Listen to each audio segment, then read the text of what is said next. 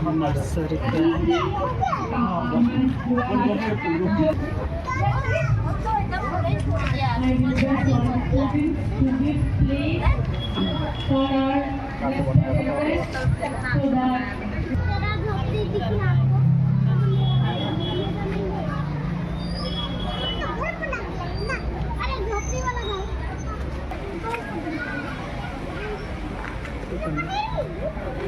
हम लोग का प्रिंसिपल तो नहीं देगा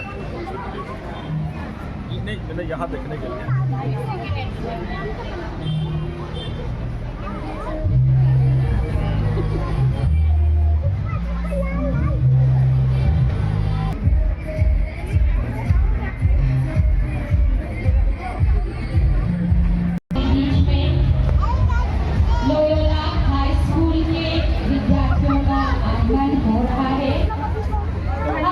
लोयला परिवार की ओर से आप सभी का हार्दिक स्वागत करते हैं इस विज्ञान प्रदर्शनी और आर्ट एंड क्राफ्ट प्रदर्शनी में।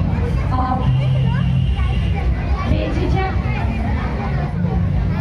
प्रदर्शनी का आनंद लीजिए।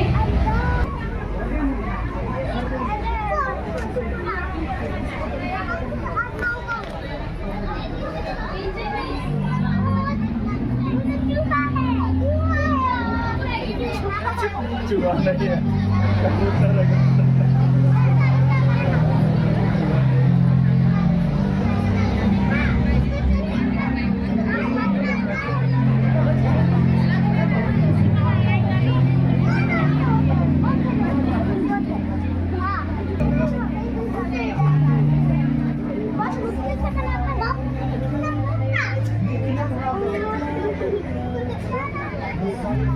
अरे नहीं करो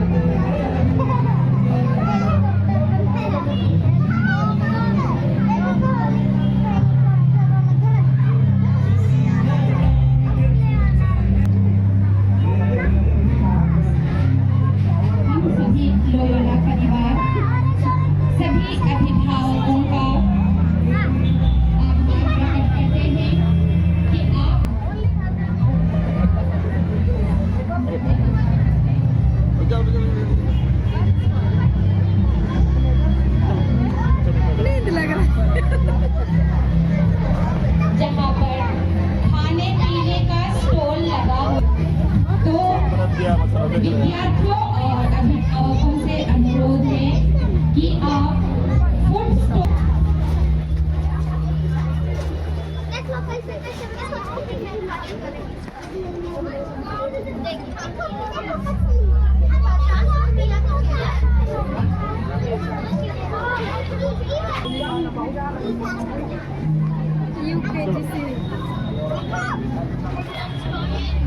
ये खड़ा है इधर।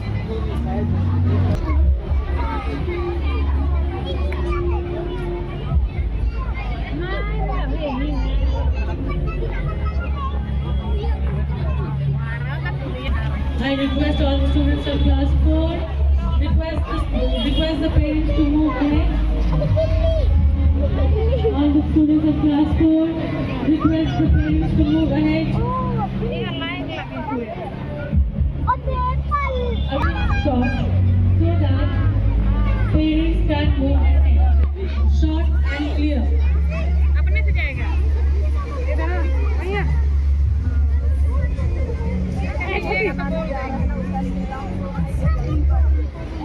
छोटी रे बटन रजिस्टर का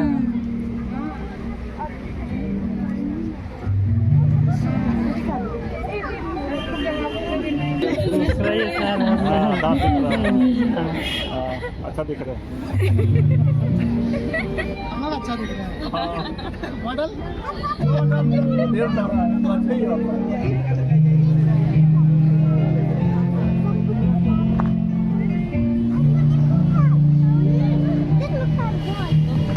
Argo, kecua. Kecua naik kecua. Orang depan itu.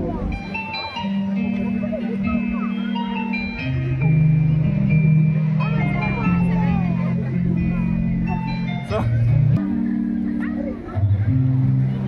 baka dumadang talikod siya.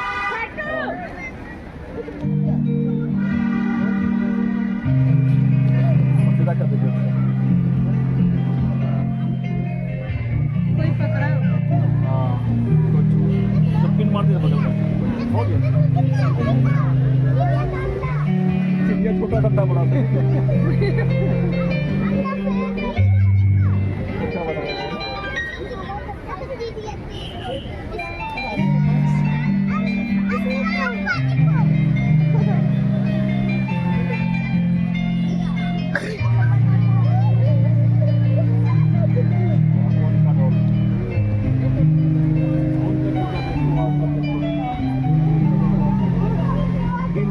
Among us, any students who would like to have a tour with the scene?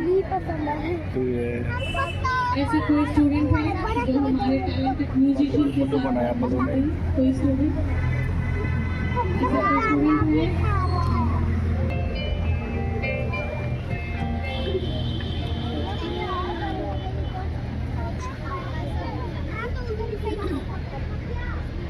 High school के बच्चे एक तो गाना का क्या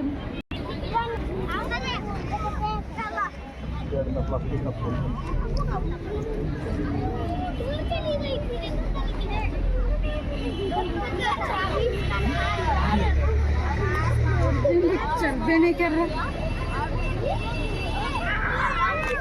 है ना।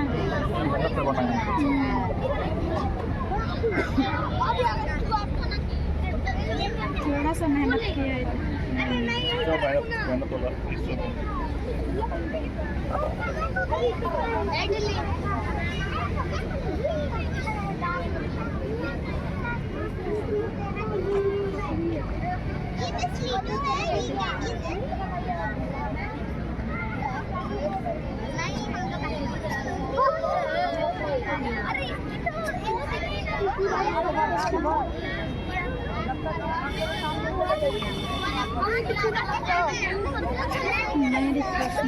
मेरे क्रिसमस लिखा है।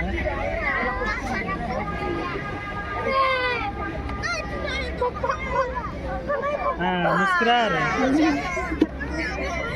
बहुत मेहनत क्या सब है, क्रिसमस ट्री सब है ना। हाँ,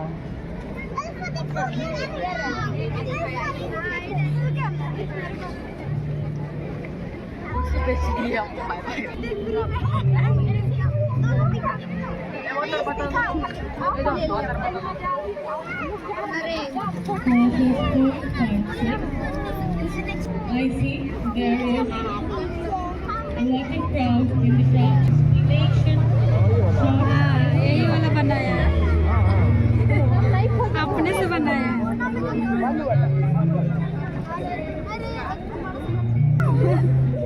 कुछ सीखने का प्रयास कर रहे हैं।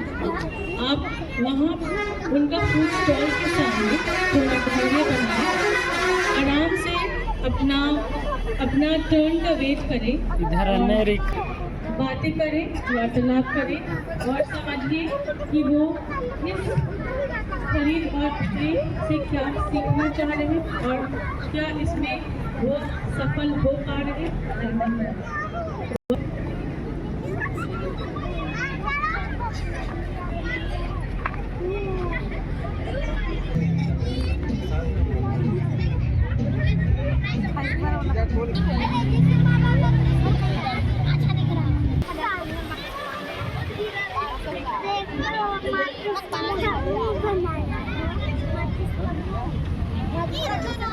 माचिस का मुंह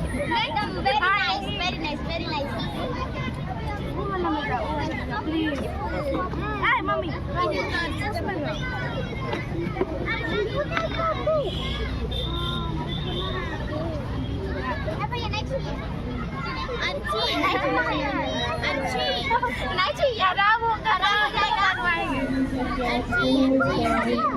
अच्छा देख कर जाइए। All students who have let the parents come stall. Class 10 students manage your stalls. Parents are waiting for their turn.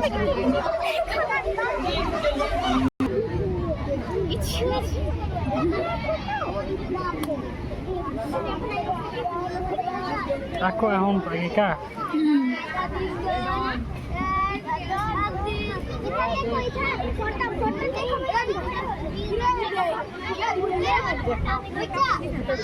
Yes, Kashyap, Asim Musa, come forward to watch your stall. Yes, Kashyap, come forward to watch your stall.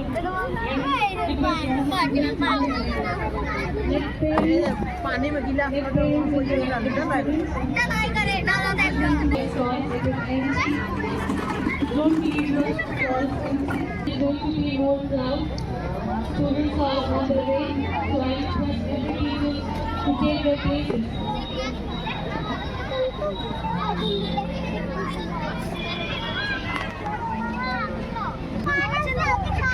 पूरा कारखाना धुआं निकल रहा है।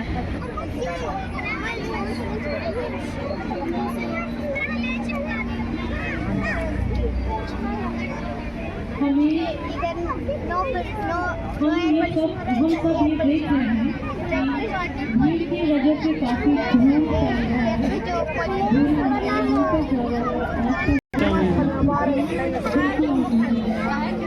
सारे बच्चे parents जितने भी यहाँ मौजूद है कि आप स्टॉल और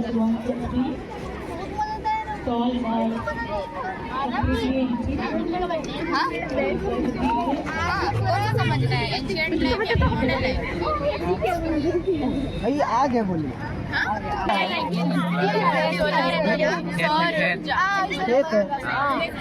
धान रुपए धान नहीं है मतलब पौधा लगा भी अपनी जगह पर मिलता है और सूर्य की किरण जिस भाव पर पड़ती है उधर उजाला हो जाता है यानी कि दिन, और सूर्य की किरण जिस भाव पर नहीं पहुंच पाती है उधर अंधेरा हो जाता है यानी कि रात।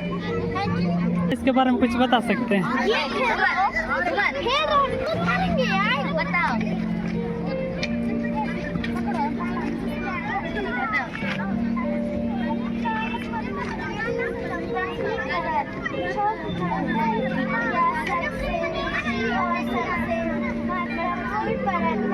ऊंचाई लगभग 30 किलोमीटर तक फैली है। दूसरी परत या छोरमंडल के ऊपर स्थित है। ऊंचाई 50 किलोमीटर तक है। तीसरी परत मध्यमंडल या वायुमंडल की तीसरी परत है। ऊंचाई लगभग 85 किलोमीटर तक है। चौथी परत या मध्यमंडल के ऊपर स्थित है। ऊंचाई लगभग 690 किलोमीटर तक है। पांचवी परत या वायुमंडल की सबसे ऊंची परत है। ऊंचाई लगभग 10,000 किलोमीटर तक है। Of a hydroelectric power station. In this, water stored reservoir behind the dam is stored in an energy. When released water flows through the spines and turbines which is connected to the generator. The generator converts mechanical energy of the turbine and it generates electricity or lighting the lights in house. And this is how the falling water can be used to generate electricity and it is a clean and renewable source of energy. Decibel यानी कि अमल्या पानी या वर्षा, जब ये पानी में अमल्या acid बहुत तरीके से मौजूद रहता है इसलिए एसिडेट होता है और इस फैक्ट्री से निकलने वाले धुआं और फिर गाड़ी से निकलने वाले धुआं और नाइट्रोजन ऑक्साइड और सल्फर डाइऑक्साइड से मिलकर ये एसिडेट होता है और अगर इसे कोई भी जीव जंतु पी ले तो वो मर सकते हैं और अगर इन पर ये बारिश हो जाए तो वो मुरझा या फिर मर भी सकते हैं और ये बिल्डिंग के त्वचा को छीन या फिर पिघला सकता है। धन्यवाद। Very good. ये बायोगैस है और इसे आप बोलचाल में गैस ही कहते हैं। जब हम लोग इसको दबाएंगे और गैस को उसमें इतने सारा पैसे नहीं करते हैं। गैस को यूज़ करके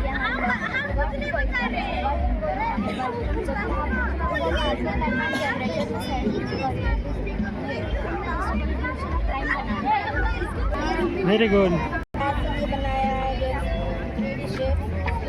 सिलेंडर स्टार और एक्सेट्रा रोड के बारे में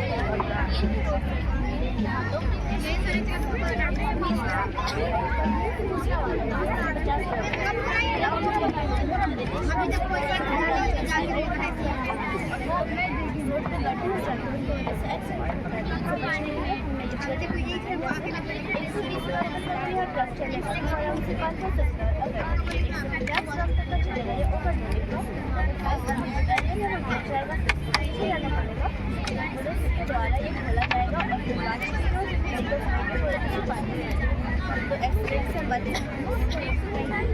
वेरी गुड। से एक क्रिकेट स्टेडियम, ये जो ग्राउंड है, इस ग्राउंड के वाइट लाइन के अंदर में ही मैच होता है हर मैच। और ये जो पिच है इसका लंबाई है 66 फीट और चौड़ाई 22 यार्ड। और ये 2 बैट्समैन हैं जो ओपोनेंट में है और ये सब है फील्डर जो ये लोग को आउट करते हैं और मैच से बाहर निकालते हैं। और ये 2 एम्पायर है जो हर बॉल में डिसीजन लेते हैं कि क्या हुआ कैसे हुआ। हो गया, वेरी गुड। इसके बारे में कुछ बता सकते हैं? कोच इसका आविष्कार हुआ था 1895 में और इसका खोज करने वाले थे विलियम जे मार्टिन। और ये फुटबॉल के बाद लोगों का लोकप्रिय खेल बन गया था। और इस स्टेडियम की लंबाई है 18 मीटर और चौड़ाई होती है 9 मीटर।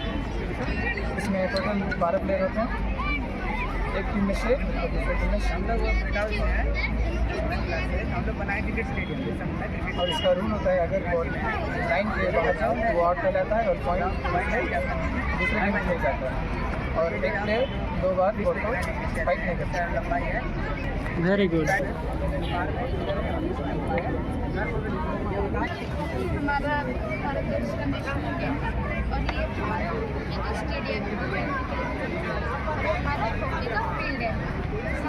हॉकी का फील्ड का लंबाई 100 मीटर और चौड़ाई 60 मीटर है।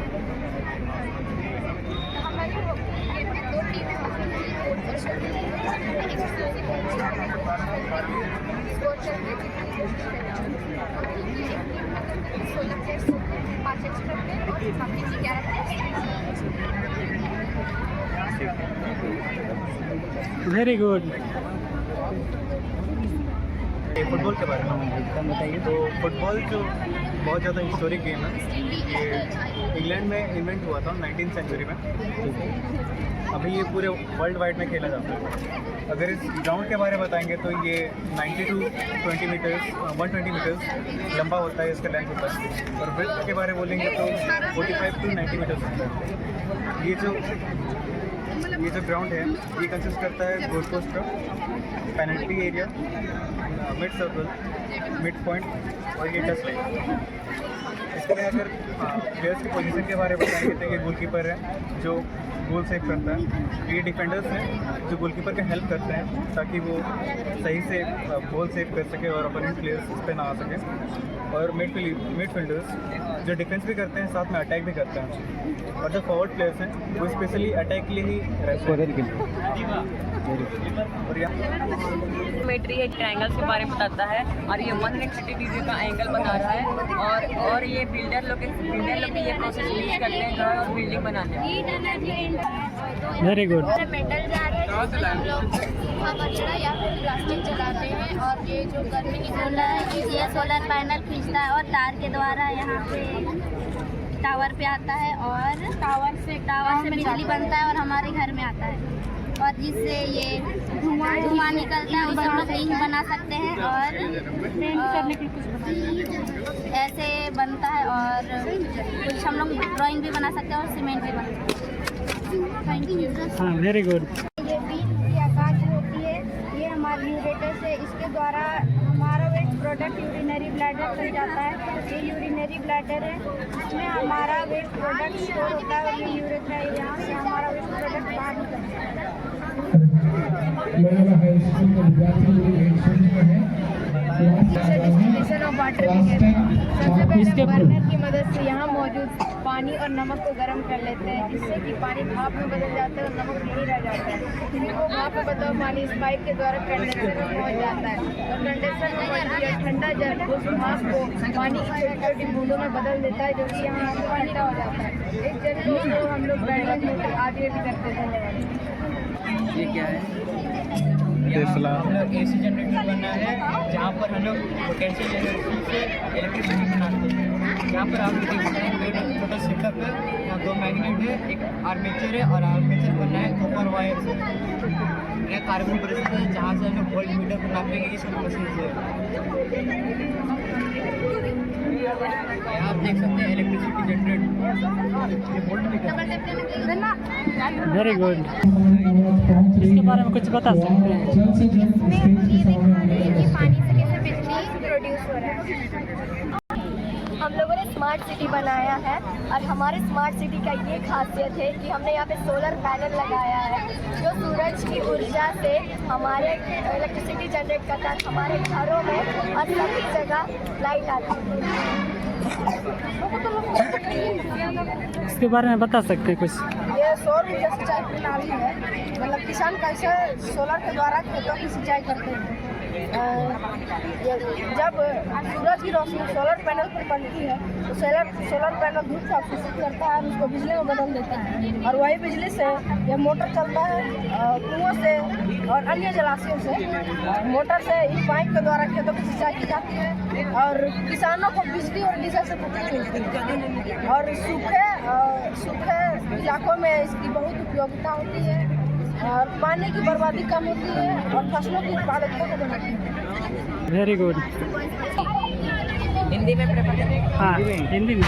ये रेस्पिरेटरी सिस्टम है, जिसको हम हिंदी में श्वसन तंत्र भी कहते हैं। जब हम नाक के द्वारा सांस लेते हैं तो वे विंड पाइप से होकर फेफड़े तक पहुंचते हैं और फेफड़े में मौजूद होती है छोटी छोटी नसें और वेंस, जिसको हम बोलते हैं ब्रोंकियल्स, जहां हवा ऑक्सीनेट हो जाती है। फिर वे हवे ब्लड कैपिलरीज के द्वारा अलग अलग हिस्से में जाकर हमें एनर्जी प्रदान करते हैं। फिर वे फिर से सरल पदार्थ बनकर फेफड़े तक पहुँचते हैं। फिर फेफड़े के द्वारा नाक से बाहर निकाल दिए जाते हैं। यह हमारा मॉडल शो करता है कि फेफड़े कैसे फूलते हैं और कैसे सिकुड़ते हैं। बहुत अच्छा है। एक्सप्लेन कर सकते हैं? एकदम यस। ये एक जल विद्युत पवन ऊर्जा का मॉडल है। जल विद्युत बहते पानी स्रोत से टरबाइन होकर घूमता है और बाद में जमा पानी तेजी से नीचे बहता है और जनरेटर के माध्यम से बिजली पैदा होती है और इस स्वच्छ और नवीकरणीय प्रदूषण सहित होता है। पवन ऊर्जा तब होती है जब पवन चक्की के माध्यम से ब्लेड को घुमाता है और जनरेटर को भी चलाता है, तो उससे हमारी बिजली पैदा होती है।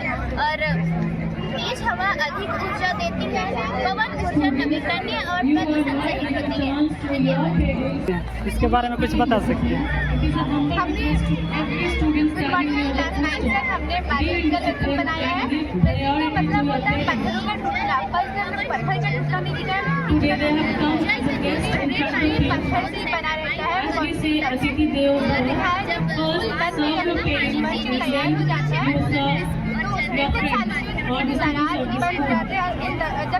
जब चिड़िया उड़ती है उसके ऊपर से वो छोटे छोटे दाना कैरी करते हैं अपने साथ, अपने खाने के लिए या फिर अपने बच्चों को देने के लिए। तो वो दाना इस दरार पे गिर जाता है और वो सीड्स जो होते हैं वो पानी, हवा और सोइल के माध्यम से बड़े विशाल का वृक्ष में बदल जाता है।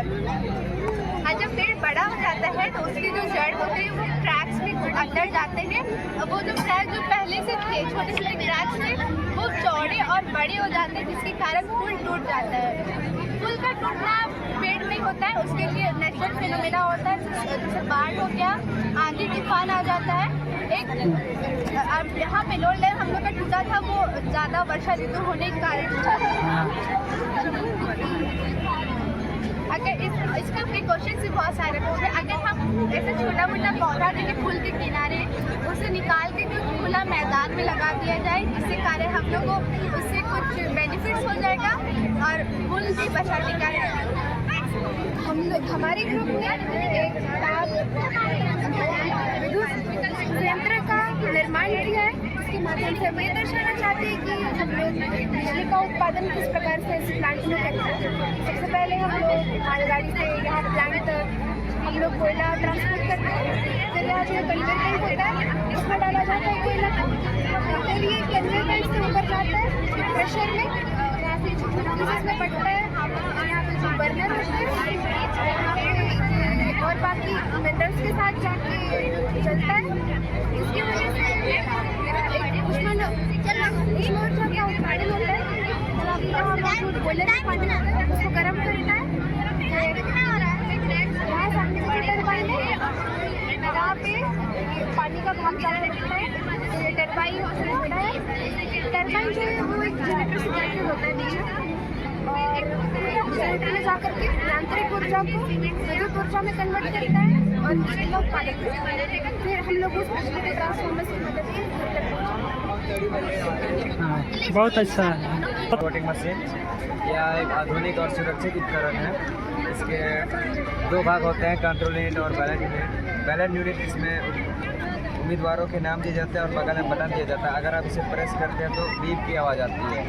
और कंट्रोल यूनिट से जो भी वोट दिया जाता है उनकी संख्या नियंत्रित और सुरक्षित रूप से ये रिकॉर्ड की जाती है। यह बिना इंटरनेट से चलती है और इसे हैक करना लगभग असंभव होता है। आपने सुना होगा कि ये फ़ोन हैक हो गया, लेकिन इसे हैक करना एकदम असंभव होता है। जो असली वाला वोटिंग मशीन होता है, अगर उसमें ये सेंसर रहता है, अगर आप और एक बार वोट दे दिया और दूसरी बार वोट दे देते हैं तो वो एरर दिखाता है, बोला नहीं गिनाता है। हाँ, ठीक है।